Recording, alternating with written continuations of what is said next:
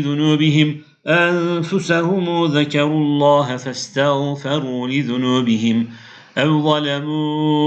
أنفسهم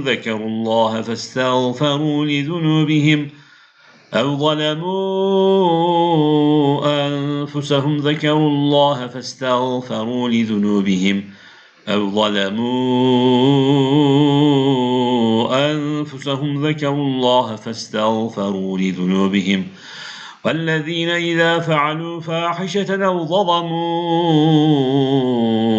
أنفسهم ذكروا الله فاستغفروا لذنوبهم والذين إذا فعلوا فاحشة أو ظلموا أنفسهم ذكروا الله فاستغفروا لذنوبهم